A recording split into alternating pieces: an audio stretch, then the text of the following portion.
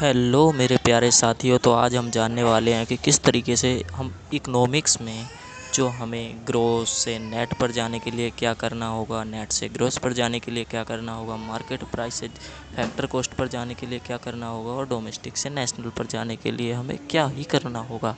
तो इसी को जानने के लिए आज हम इस चैनल पर आए हैं। ग्रोस से जब हम नेट पर जाते हैं तब हमें क्या चीज़ प्लस या क्या चीज़ माइनस करनी चाहिए, या नेट से जब हम ग्रोस पर जाते हैं तो उस टाइम हमें क्या चीज़ प्लस या क्या चीज़ माइनस करनी चाहिए, और जब मार्केट प्राइस से फैक्टर कॉस्ट पर जाते हैं या फैक्टर कॉस्ट से मार्केट प्राइस पर जाते हैं तो उस टाइम हमें क्या चीज़ प्लस या क्या चीज़ माइनस करनी चाहिए। डोमेस्टिक से जब हम नेशनल पर जाते हैं तब हमें क्या करना चाहिए, और नेशनल से जब डोमेस्टिक पर जाते हैं तब हमें क्या करना चाहिए।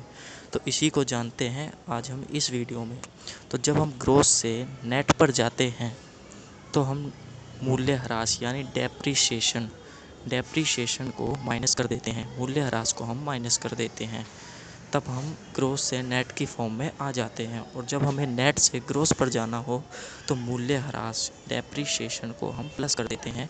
तब हम नेट से अपनी ग्रोस की फॉर्म में दोबारा आ जाते हैं।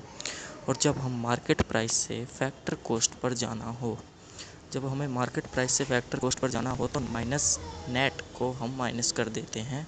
तब हम बाज़ार कीमत से फैक्टर कॉस्ट पर आ जाते हैं, और जब हमें फैक्टर कॉस्ट से मार्केट प्राइस पर जाना होता है तब हम नेट को प्लस कर देते हैं।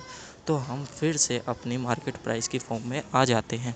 और जब हमें डोमेस्टिक से नेशनल पर जाना होता है तब हम नफ़िया यानी कि net factor income to abroad को प्लस कर देते हैं, और जब नेशनल से डोमेस्टिक पर जाना हो तो नफ़िया को हम माइनस कर देते हैं, यानी कि net factor income to abroad को हम माइनस कर देंगे। तो फिर से हम अपनी वही फॉर्म में आ जाएंगे।